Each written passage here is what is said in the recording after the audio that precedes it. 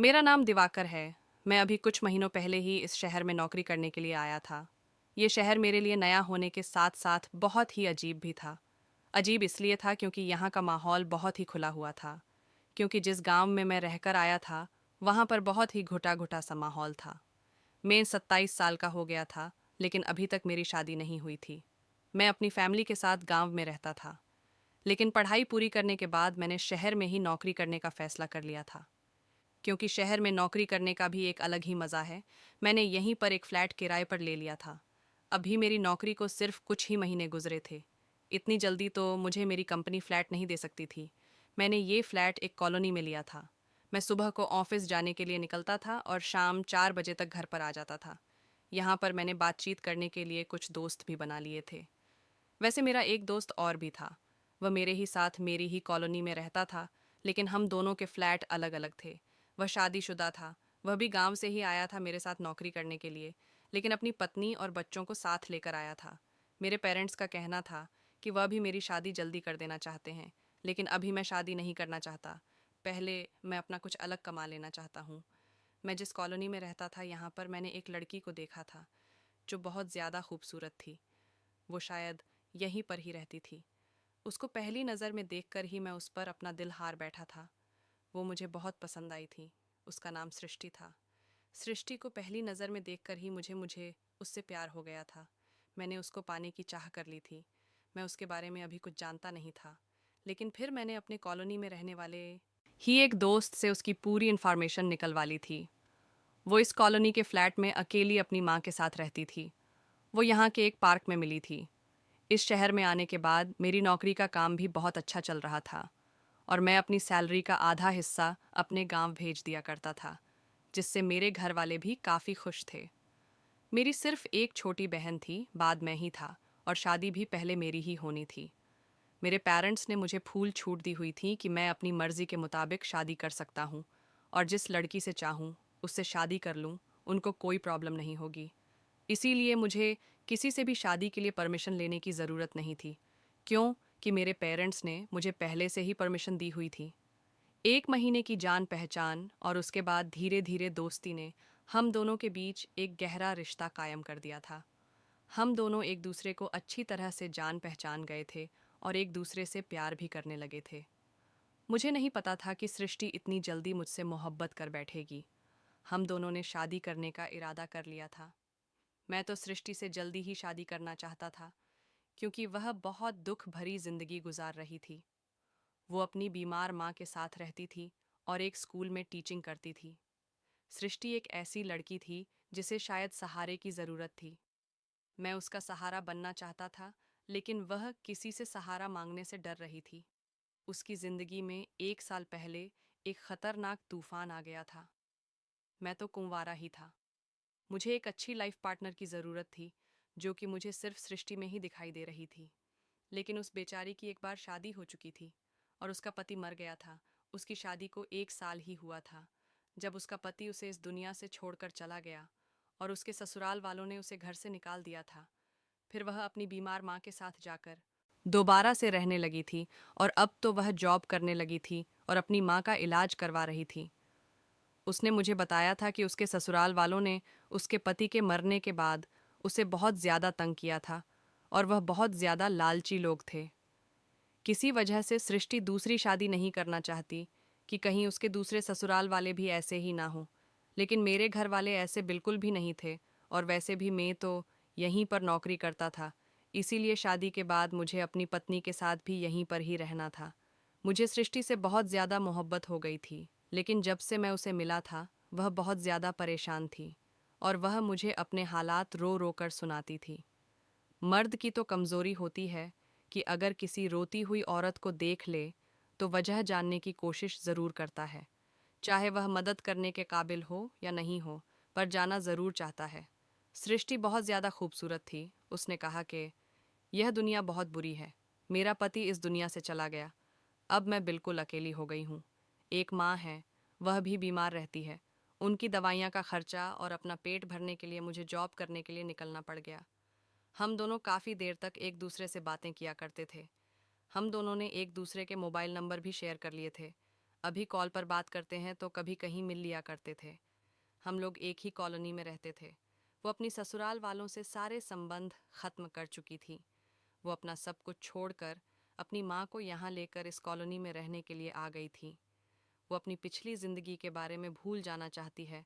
मेरी पहली मुलाकात उस पार्क में हुई थी और वहाँ पर बातों ही बातों में मैंने उसे कहा था कि मैं आपको आपके घर छोड़ देता हूँ।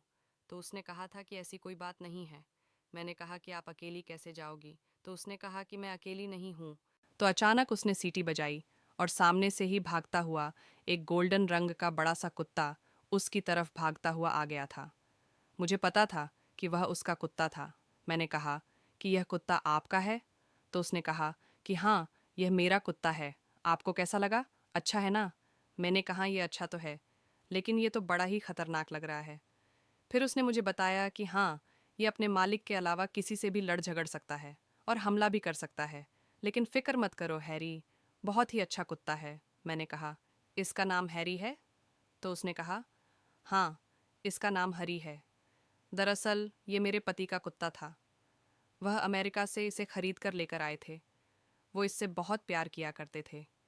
उन्होंने हमेशा इस अपनी औलाद की तरह प्यार किया था। इसीलिए ये बिल्कुल उनके साथ किसी इंसान की तरह बिहेव करता था और उन्हें बहुत अच्छे से जानता पहचानता था। शादी से पहले मुझे जानवरों से बहुत डर लगता था, लेकिन जब मैं इसकी ज़िंदगी में आई तो फिर अपने पति के साथ साथ मुझे भी इसे मोहब्बत हो गई थी, क्योंकि ये है ही इतना अच्छा। अब यह समझ लो कि यह मेरे पति की आखिरी निशानी है। इसीलिए मैं इसे अपने ससुराल से यहाँ ले आई थी। अब यह हमारे साथ ही रहता है। यह मेरा हमेशा अपने मालिक की तरह ख्याल रखता है। कभी किसी अनजान इंसान को मेरे करीब नहीं आने देता। और अगर कोई मेरा नुकसान पहुंचाने की कोशिश करता है तो यह उस पर हमला कर देता है। ये एक तरह से मेरा बॉडीगार्ड है। मुझे इसके साथ रहना अच्छा लगता है। ये कुत्ता मेरा पति 5 लाख रुपए का लेकर आया था। ये कोई नॉर्मली हरकत नहीं करता। अगर ये कुत्ता जवान होता तो और भी महंगा होता। मैंने इस कुत्ते के ऊपर हाथ फेरने की कोशिश की तो सृष्टि ने कहा कि अभी नहीं, अभी आपकी इसे दोस्ती नहीं हुई है, पर यह आजकल बहुत ज़्यादा परेशान है और उदास रहने लगा है। ये अपने मालिक के जाने के बाद हम गुस्सा हो गया है। मैं इसीलिए इसको घर से बाहर सैर करने के लिए लेकर आता हूँ, ताकि इसका दिल बहल जाए। मुझे सृष्टि की बातें बहुत अजीब लगी थीं। शायद वह ज़रूर से ज़्यादा जज्बाती लड़की थी। फिलहाल थोड़ी देर के बाद वह वहाँ से चली गई थी, पर मैं सारा दिन उसी के बारे में सोचता रह गया था। फिर इसी तरह कई बार उसकी और मेरी मुलाकात कहीं ना कहीं हो जाती थी। हम दोनों की मोहब्बत का सिलसिला चल निकला था। वो मुझसे प्यार करने लगी थी। उसके बाद हम दोनों ने फैसला कर लिया था कि हमें शादी कर लेनी चाहिए, क्योंकि मैं सृष्टि का सहारा बनना चाहता था और उसको संभालना चाहता था। उसकी ज़िंदगी की कहानी बहुत ही अजीब थी। उस बेचारी ने बहुत सारी परेशानियों का सामना किया था। अब मैं उसको और ज़्यादा तकलीफ़ में नहीं देख सकता था। पता नहीं क्यों मुझे उससे एक अजीब सी मोहब्बत हो गई थी। उसकी छोटी सी भी तकलीफ़ मेरे लिए बहुत बड़ी हो गई थी। मैंने अपने पेरेंट्स से इस बारे में बात कर ली थी और उनको सृष्टि की फ़ोटो भेज दी थी। उन्हें सृष्टि बहुत पसंद आई थी और उन्होंने मुझे सृष्टि से शादी करने की परमिशन भी दे दी थी। मेरे घर वालों को मेरी पसंद पर खुशी हुई थी, लेकिन मैंने उनको यह नहीं बताया था कि सृष्टि की पहले एक शादी और हो चुकी है और उसका पति मर चुका है। शायद मेरे पेरेंट्स से यह बात सुनने के बाद मुझे सृष्टि से शादी नहीं करने देते। सृष्टि ने अपने पहले पति के बारे में बताया था। वह अपने पहले पति को बहुत प्यार करती थी और उसकी उसके साथ लव मैरिज हुई थी। उसका नाम विराज था। कहने लगी कि मेरा पति बहुत अच्छा था और मुझसे बहुत प्यार करता था और मेरा बहुत ख्याल भी रखता था। मैं सृष्टि के सामने लाचार बन गया था। मैं तो पहले से ही उसकी मोहब्बत में लाचार हो गया था। मैं उसकी हर तरह से मदद करने की कोशिश करता था ताकि मेरा उस पर अच्छा अट्रैक्शन पड़ सके और वो अपने मरे हुए पति को भूलकर मेरे साथ अपनी नई ज़िंदगी की शुरुआत करें। और अपने दिल में यह ठान ली कि मैं उसका बहुत ख्याल रखता हूँ और मैं उससे बहुत प्यार करता हूँ। हमने जल्द से जल्द शादी करने का इरादा कर लिया था। सृष्टि की माँ भी हम दोनों की शादी के लिए मान गई थी। उन्हें भी इस शादी से कोई प्रॉब्लम नहीं थी, बल्कि वह तो खुश हो रही थी कि उनकी बेटी को एक कुंवारा और उसका ख्याल रखने वाला लड़का मिल रहा है। सृष्टि और मैं, हम दोनों एक दूसरे के धीरे धीरे बहुत करीब आ रहे थे। वो कह रही थी कि मैंने कभी सोचा भी नहीं था कि मैं अपने पति के जाने के बाद फिर से खुश रह पाऊंगी। लेकिन आपके साथ मुझे बहुत अच्छा महसूस होता है। हम दोनों ने तय कर लिया था कि अगले हफ्ते हम दोनों शादी कर लेंगे। मैंने अपनी शादी के बारे में अपने पेरेंट्स को बताया था और उनसे कहा था कि आप लोग भी शहर आ जाओ। लेकिन मेरे पेरेंट्स ने ज़िद की थी कि मैं अपनी पत्नी को लेकर गांव चला जाऊं और मेरी शादी वहां से ही हो, क्योंकि मैं उनका इकलौता बेटा था और वह लोग मेरी शादी पर अपने सारे अरमान पूरे करना चाहते थे। मैंने जब इस बारे में सृष्टि को बताया तो उसने साफ इनकार कर दिया था। उसने कहा, दिवाकर, तुम नहीं जानते हो कि मेरा पति कितना बड़ा बिजनेसमैन था और वह शहर में रहता था, और मैं भी कभी गांव नहीं गई। मैं भी अपनी सारी जिंदगी शहर में ही रहकर गुजारी है। मैं कभी गांव नहीं जा सकती। मैंने उसको समझाया था कि मैं अपने माता पिता की खुशी की वजह से वहां पर शादी करना चाहता हूँ, ताकि उन लोगों के अरमान पूरे हो जाएं। बस शादी करने के एक हफ्ते बाद हम यहाँ पर आ जाएंगे। सृष्टि ने कहा, इस एक हफ्ते में मेरा यहाँ पर काफ़ी कुछ बदल जाएगा। उसने मुझे गांव जाने से साफ इनकार कर दिया था और कहा था कि शादी यहीं से ही होगी। मैं इस बारे में अपने माता पिता को बताया तो वह लोग भी नहीं मान रहे थे। इसीलिए मैं सृष्टि की ही बात मान ली और शहर में ही कोर्ट मैरिज कर ली थी। इस बात से मेरे माता पिता भी नाराज हो गए थे, और नाराज होते भी क्यों नहीं, क्योंकि उनका इकलौता बेटा होते हुए मैंने उनके सारे अरमानों पर पानी फेर दिया था। फिर मेरी छोटी बहन भी थी, जिसे मेरी शादी की बहुत चाहत थी। वह बेचारी भी रोती हुई रह गई थी। मैंने अपनी फैमिली के साथ यह अच्छा नहीं किया था। मुझे बहुत शर्मिंदगी हो रही थी। कई दिनों तक मेरे घर से तो कॉल भी नहीं आई थी। इस तरह से सृष्टि मेरी जिंदगी में आ गई थी और उसने अपना सामान भी मेरे फ्लैट में शिफ्ट करवा लिया था। सृष्टि की माँ अपने बड़े बेटे के यहाँ रहने के लिए चली गई थी। शादी के बाद हमारी जिंदगी बहुत अच्छी गुजरने लगी थी। सृष्टि कहने लगी, मैंने कभी सोचा भी नहीं था कि मुझे फिर से एक लाइफ पार्टनर मिल जाएगा। मेरी किस्मत शायद बहुत अच्छी है। हम लोगों की जिंदगी ऐसे गुजर रही थी जैसे किसी फिल्म के हीरो हीरोइन की जिंदगी होती है। हम एक दूसरे के बिना नहीं रह पाते थे। हैरी को भी वह अपने साथ ले आई थी और वह भी अब मेरे घर में ही रहता था। जबकि मैं इस सब के खिलाफ था। मुझे जानवरों को घर में रखना बिल्कुल भी पसंद नहीं था, और यह कुत्ता भी मुझे बहुत खतरनाक लगता था। इसके लिए मैंने बाहर एक जगह बना दी थी। वो मेरे साथ थोड़ा कंफर्टेबल तो हो गया था, लेकिन इस तरह से नहीं जिस तरह से सृष्टि के साथ रहता था। सृष्टि ने बताया कि जब से उसका पहला पति इस दुनिया से गया है, ये बहुत उदास हो गया है और उसको बहुत याद करता है, क्योंकि वह इसका मालिक था। मैंने कहा था कि हाँ, जानवरों में भी तो फीलिंग्स होती हैं, और कुछ जानवर ऐसे होते हैं जिनके अंदर बिल्कुल इंसानों जैसी फीलिंग्स होती हैं, जैसे कुत्ता, बिल्ली या फिर भेड़, बकरी जैसे जानवर जो इंसान से बहुत जल्दी अटैच हो जाते हैं। सृष्टि और मेरी शादी को अभी एक महीना ही गुजरा था जब अचानक एक दिन सृष्टि की तबीयत खराब हो गई। मैं ऑफिस में था और पड़ोस के घर से मुझे कॉल आई थी कि आपके घर में जो कुत्ता रहता है वह जोर जोर से भौंक रहा है। वो लगातार आवाज निकल रहा है। ऐसा लगता है जैसे वह किसी परेशानी में है।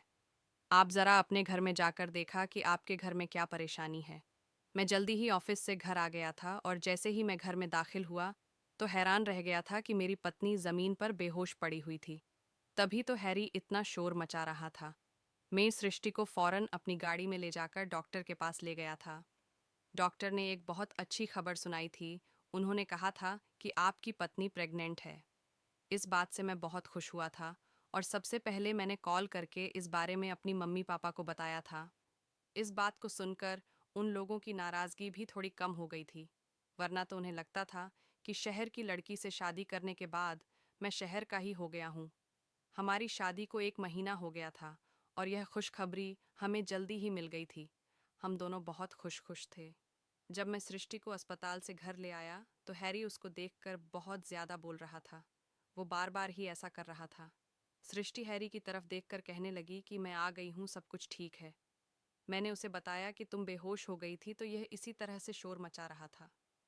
तभी तो मुझे पड़ोस वालों ने फ़ोन करके इसकी वजह बताइए, तो मैं जल्दी से घर आ गया था। वरना मैं एक बहुत ज़रूरी मीटिंग में जाने वाला था।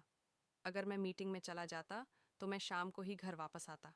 मैंने कहा कि ये तुम्हारा कुत्ता तो बहुत अच्छा है और सच में तुम्हारा बहुत ख्याल रखता है। आज इसकी वजह से तुम्हारी जान बच गई, लेकिन वो अभी भी ज़ोर ज़ोर से भौंक रहा था। मैंने सृष्टि से कहा, लेकिन ये अब क्यों बोल रहा है? तो वो कहने लगी, कि मुझे रहा कुछ समझ नहीं आ रहा, शायद इसे भूख लगी होगी। वो उसको खाना देने के लिए चली गई, लेकिन इसके बाद भी वह इसी तरह से भौंके जा रहा था। अब सृष्टि को उस पर गुस्सा आ गया था और उसने कहा कि मेरी तबीयत खराब है हैरी, तुम क्या चाहते हो। वो वहाँ से चली गई। कभी कभी मैं भी तांगा जाता था, क्योंकि वह बहुत ज़्यादा शोर मचाता था। एक दिन मैंने अपनी पत्नी को अपने पास बैठाया और उसे कहा कि देखो सृष्टि, मुझे तुमसे बहुत ज़रूरी बात करनी है। वह मेरी तरफ ध्यान देते हुए देखने लगी और आजकल वह बहुत ज़्यादा खुश थी। कहने लगी, हाँ बताओ क्या बात है। मैंने कहा कि देखो, अब हमारे घर में बच्चा भी आने वाला है और यह एक जानवर है, इसका कोई पता नहीं कि कब क्या कर दे। घर में एक छोटा बच्चा होगा और यह भी रहेगा तो मैं बहुत परेशान रहूँगा। मैं जितनी देर घर से बाहर रहूँगा मुझे टेंशन होती रहेगी। अगर तुम घर के कामों में बिजी हुई और इसने मेरे बच्चे के साथ कुछ कर दिया तो क्या होगा। सृष्टि ने मेरी तरफ देखकर कहा, नहीं नहीं हैरी, ऐसा बिल्कुल भी नहीं है। तुम नहीं जानते कि वह पालतू कुत्ता है, वो ऐसी हरकत नहीं करेगा। सृष्टि ने बताया कि हमारे घर में कुछ मेहमान रहने के लिए आ गया था।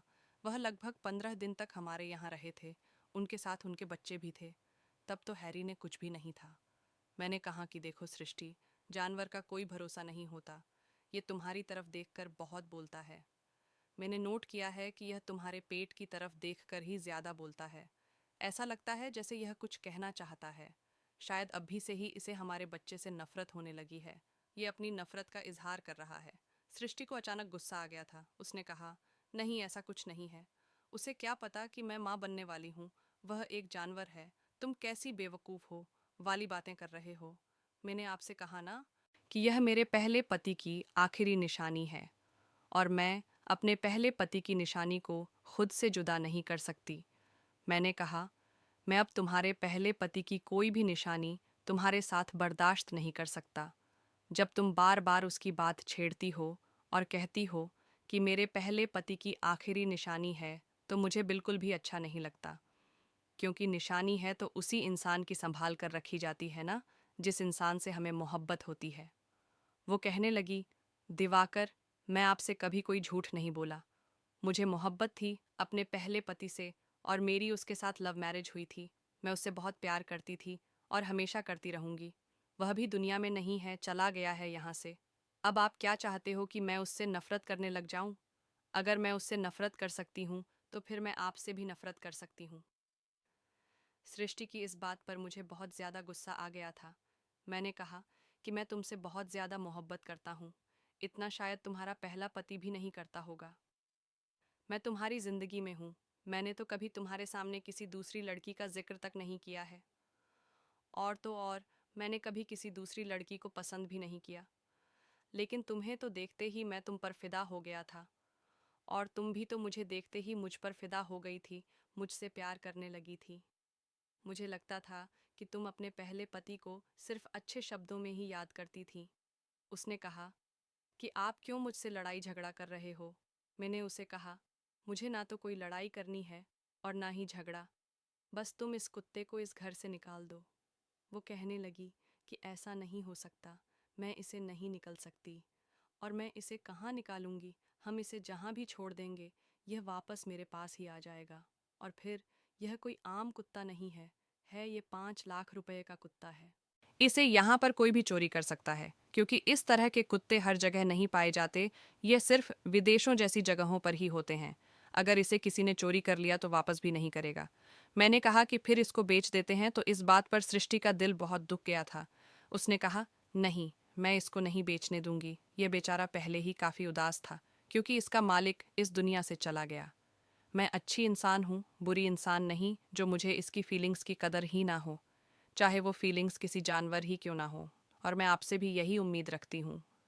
मैं अपनी पत्नी के सामने शर्मिंदा होने लगा था, क्योंकि मैंने भी उसे यही का कहा था कि मैं भी एक नरम दिल और अच्छा इंसान हूँ, जबकि मैं ऐसा था ही नहीं।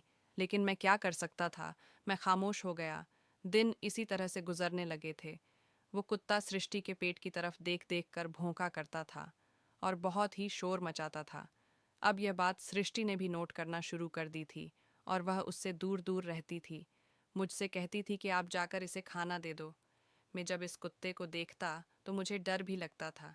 ऐसा लगता था कि जैसे वह अभी मुझे काट खाने के लिए मुझ पर छलांग मारने वाला है। और ये मुझ पर हमला कर देगा। एक रात मेरी पत्नी मेरे बराबर में सो रही थी और वह सोते सोते ही कुछ बोल रही थी। मुझे लगा कि वह नींद में है, और सच में वह नींद में ही थी। लेकिन वह जिस मर्द का नाम ले रही थी वह मैं नहीं था, बल्कि उसका पहला पति था। वह अपने पहले पति का नाम बार बार ले रही थी। वो गहरी नींद में थी, कह रही थी कि मैं आपके पास आना चाहती हूँ और आपके बिना नहीं रह सकती। आप मुझे छोड़कर इतनी जल्दी क्यों चले गए? मैं उसकी बातों पर उठकर बैठ गया था और उसकी बातों पर गौर करने लगा। मुझे उसकी बातें सुनकर बहुत गुस्सा आ रहा था, क्योंकि कोई भी पति अपनी पत्नी के मुंह से किसी दूसरे मर्द का नाम नहीं सुन सकता। ये औरत तो अभी तक अपने पहले पति से मोहब्बत करती थी।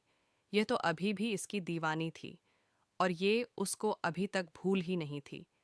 एक दिन मैंने उससे पूछ लिया था कि तुमने मुझसे शादी ही क्यों की है? तो उसने मुझे कहा, क्योंकि आप एक अच्छे इंसान हो। मैंने कहा कि ऐसा क्यों? क्या मैं सिर्फ अच्छा इंसान था इसीलिए तुमने मुझसे शादी की थी? तुम मुझे पसंद नहीं करती थी? उसने कहा, पसंद तो करती हूँ मैं आपको। आखिर पसंद न करने वाली क्या बात है? आपने मुझे इस टाइम सहारा दिया है, आपकी मोहब्बत ने मेरा साथ दिया है। जब मैं बहुत बड़ी मुसीबत में थी, अगर आप मुझे नहीं मिलते तो मैं अपने पति के दुख में ही मर जाती। मुझे अपनी पत्नी की हर बात पर गुस्सा आ रहा था। मतलब उसने सिर्फ मुझे अपने सहारे के लिए रखा हुआ था। वो मुझसे मोहब्बत नहीं करती थी। एक दिन मुझे शायद उसे पर बहुत ज़्यादा गुस्सा आ गया था, और मैंने उसे कह दिया था कि देखो, मैंने तुमसे झूठ बोला। मैंने उससे कुछ बातें झूठ कह दी थीं। कहा था कि मेरा एक लड़की के साथ अफेयर चल रहा था। मैं उससे बहुत प्यार करता था, लेकिन उसने मुझे धोखा दिया। मैंने उसे छोड़ दिया था।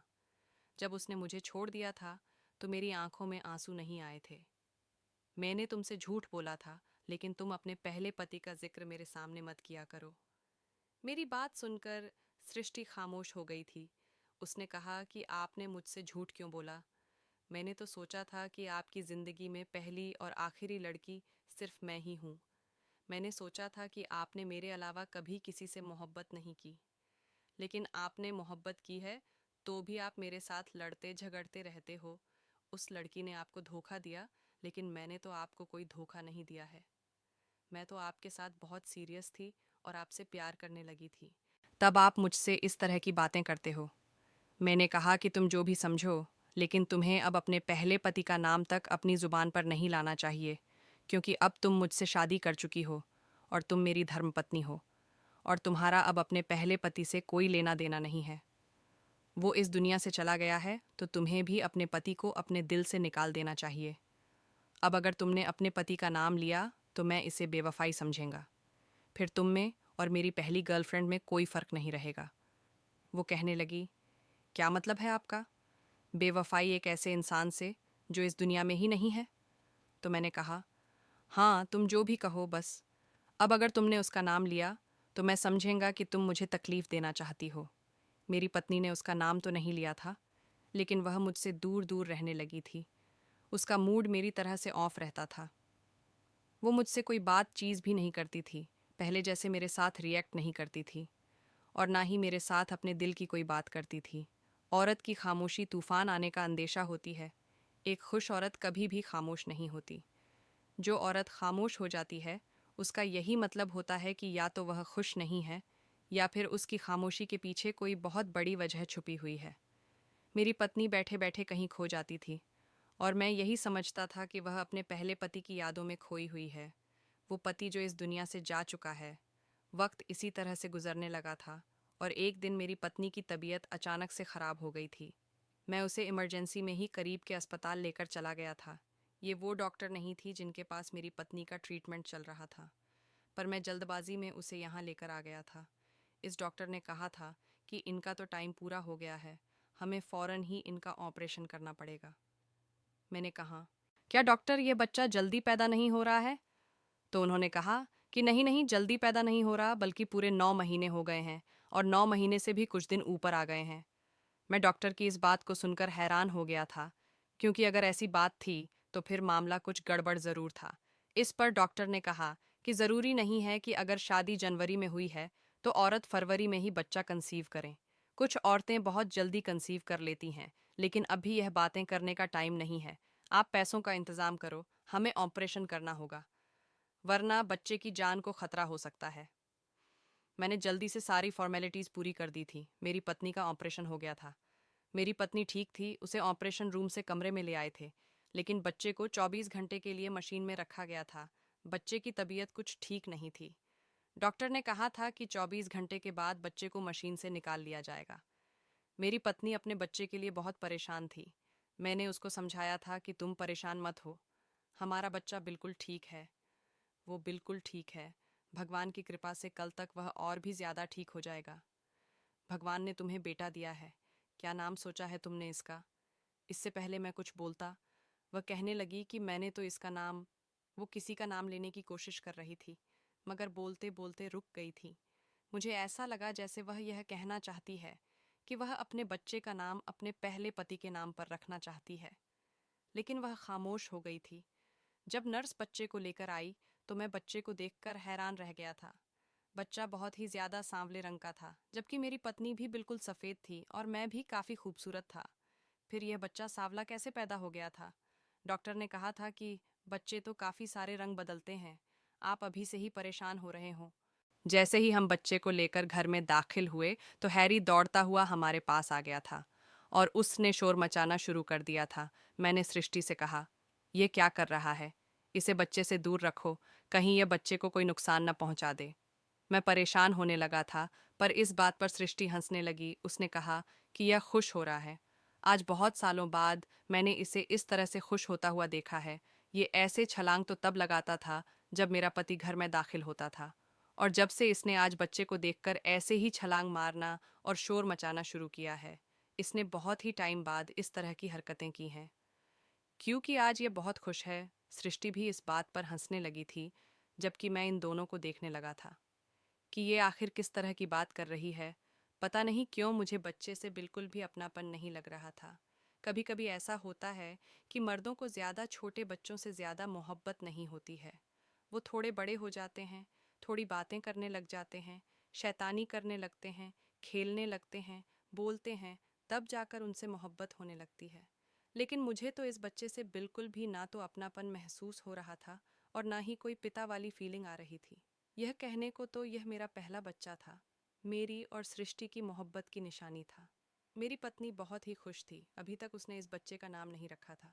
मैं उसे बार बार कहता था कि इसका नाम रख लो, इसका नाम हम सोनू रख लेते हैं। मुझे ये नाम बहुत पसंद है, क्योंकि गांव में मेरे पिताजी मुझे बचपन में सोनू कहकर ही पुकारते थे। वो मेरी इस बात पर खामोश हो गई थी।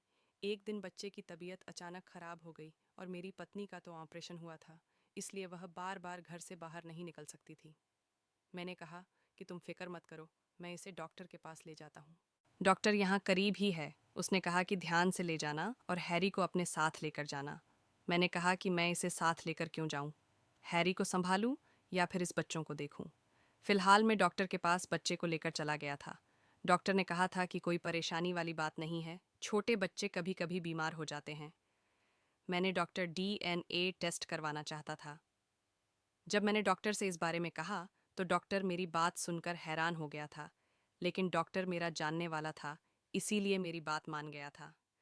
उसने कहा था, ठीक है, DNA टेस्ट कर लेते हैं, छोटा सा ही टेस्ट होगा, लेकिन रिपोर्ट आपको 2 दिन के बाद मिलेगी। मैंने कहा था कि ठीक है। मैंने टेस्ट करवा लिया था और बच्चे को घर ले आया था। बच्चा अब पहले से ठीक था। जब से बच्चा आया था, सृष्टि मेरी तरफ तो देख भी नहीं रही थी, और वह पहले भी मेरी तरफ कहाँ देखी थी। अपने ही ख्यालों में खोई रहती थी। सिर्फ शादी के शुरू के दिनों में ही वह मेरे साथ बहुत अच्छे से पेश आती थी। जब मेरे गले लगती थी तो आंखें बंद कर लेती थी। मुझे अब ऐसे लगने लगा था कि शायद वह मेरे गले लगकर यह महसूस करती थी कि मैं उसका पहला पति हूँ। मुझे तो यह समझ नहीं आती थी कि मेरी किस्मत इतनी बुरी कैसे हो गई थी। इस लड़की की वजह से मैंने अपने माता पिता के भी अरमानों पर पानी फेर दिया था। जो इसने कहा था मैंने वही किया था, लेकिन यह तो किसी और के ही ख्यालों में खोई रहती थी। अब इस बच्चे की तरफ भी हमेशा की नज़र से देखता था कि कुछ न कुछ गड़बड़ ज़रूर थी, और मैं इस बात पर हैरान था कि जब यह बच्चा पैदा होने वाला था तो हैरी मेरी पत्नी की तरफ देखकर अजीब तरीके से शोर मचाने लग जाता था। लेकिन अब जब से यह बच्चा इस दुनिया में आया था तो उसका बिहेवियर बच्चे के साथ बहुत अच्छा हो गया था। वो उसके आगे पीछे भागता था, खेलता था, उछलता था। मेरी पत्नी, बेटे और हैरी को एक साथ खेलते हुए देखकर मुझे ऐसा लगता था जैसे मैं किसी के लिए कुछ हूं ही नहीं। मेरी पत्नी तो हमेशा अपने बेटे में ही बिजी रहती थी। 2 दिन के बाद मुझे डॉक्टर ने कॉल की और बताया कि आपकी डीएनए रिपोर्ट आ चुकी है। आप आकर ले जाओ। मैं बहुत परेशान था और जाना भी चाहता था। मैं यह भी सोचता था कि रिपोर्ट लेने नहीं जाऊं। मुझे अपनी पत्नी पर शक नहीं करना चाहिए था। लेकिन फिर मेरी मर्दानगी सामने आ गई और मैं चला ही गया था। डॉक्टर ने मुझे रिपोर्ट बताई तो मैं हैरान रह गया था और मुझे समझ आ गया था कि हैरी मेरी पत्नी के पेट की तरफ देखकर इतना ज़्यादा शोर क्यों मचाता था और अब इस बच्चे के आने से इतना खुश क्यों था। क्योंकि इस बच्चे का पिता मैं नहीं था, बल्कि मेरी पत्नी का पहला पति था। जब वह इस दुनिया से गया तो मेरी पत्नी माँ बनने वाली थी। जब सृष्टि की मुझसे मुलाकात हुई थी, उससे 1 महीने पहले ही उसके पति की मौत हुई थी। उसने मुझसे झूठ बोला था कि उसके पति की मौत को 1 साल हो गया है। उसके ही कुछ वक्त बाद मैंने अपनी पत्नी से शादी कर ली थी। शायद मेरी पत्नी को भी इस बात के बारे में पता नहीं था। मेरी शादी के बाद तभी तो वह बार बार सृष्टि को देखकर हैरी भौंकता करता था। शायद इसको पता था कि मेरी पत्नी का बच्चा होने वाला है और वह बच्चा उसके मालिक की औलाद है। और जैसा मेरी पत्नी ने कहा कि यह तो ऐसे खुश हो रहा है जैसे इसका मालिक घर में आया है, क्योंकि वो मेरी पत्नी के पहले पति की ही औलाद है। तभी तो अभी तक मेरी पत्नी ने इस बच्चे का नाम तक नहीं रखा था। आज जब मैं घर वापस आया तो चुपचाप अपना सामान पैक करने लगा। वो मुझसे कहने लगी कि क्या बात है, क्या कर रहे हो, कहीं जा रहे हो क्या? मैंने कहा कि हैं, जा रहा हूँ, हमेशा के लिए। उसने कहा कि क्या मतलब है? मैंने उसे डीएनए की रिपोर्ट दिखाई और सब कुछ बता दिया था। मैंने कहा कि बस मुझे एक सवाल का जवाब दे दो और इस सवाल के जवाब पर हम दोनों की जिंदगी टिकी हुई है। क्या तुम्हें इस बारे में पता था? अगर तुम्हें नहीं पता था तो मैं तुम्हें माफ़ कर दूंगा और इस बच्चे को भी एक्सेप्ट कर लूंगा। सारी जिंदगी हमेशा तुम्हारे साथ रहूंगा। लेकिन अगर तुम्हें पता था और फिर भी तुमने मुझसे झूठ बोला तो मुझे कोई और फैसला करना पड़ेगा। मैंने कहाँ देखा, आज झूठ मत बोलना। सच बोलना जो होगा, सच होगा हमारे बीच। पहले भी बहुत झूठ थे, कुछ झूठ मैंने तुमसे बोले थे, लेकिन मैंने तुमसे झूठ बोलने की उम्मीद नहीं रखी थी। मेरी पत्नी खामोशी से यह सब कुछ सुन रही थी, पर उसकी आंखों में आंसू आ गए थे। उसने कहा कि मुझे शक था कि शायद मैं प्रेग्नेंट हूँ, लेकिन यह तो मासूम बच्चा है ना, और इसका तो पिता इस दुनिया में भी नहीं है। ये अनाथ है। अगर तुम इसको सहारा दो तो भगवान हमेशा तुम्हारा भला करेगा। मैंने कहा, भगवान मेरा इस बात से ही भला नहीं करेगा। मुझे सिर्फ ऐसी पत्नी की ज़रूरत थी जो सिर्फ मेरी होकर मेरे बारे में सोचे। लेकिन तुम तो अभी भी अपने पहले पति को नहीं भूल पाई हो और यह बच्चा भी उसी का है। मैं कैसे तुम्हारे साथ रह सकता हूँ? मुझे माफ़ कर दो। मैं इस रिश्ते को आगे लेकर नहीं चल सकता। मेरी पत्नी रोने लगी थी। मैंने कहा कि वह एक जानवर था, एक कुत्ता था। उसको इस बात का आइडिया हो गया कि यह बच्चा उसके मालिक का है। लेकिन मैं बेवकूफ़ बना रहा, आखिरी सांस पर बेवकूफ़ बना रहा। और अगर अभी मैं यह टेस्ट नहीं करवाता तो शायद मुझे तुम सारी ज़िंदगी बेवकूफ़ बनाकर रखती। क्या तुमने मुझे एक बेवकूफ़ आदमी समझा था? इस बात से मुझे बहुत ठेस पहुंची थी। मेरी पत्नी रोने लगी थी, मेरे कदमों में बैठकर रो रही थी। मैं परेशान था और अपना सामान बांध कर घर से निकल आया था, और घर से आज मुझे अपने गांव आए हुए 2 महीने हो गए हैं।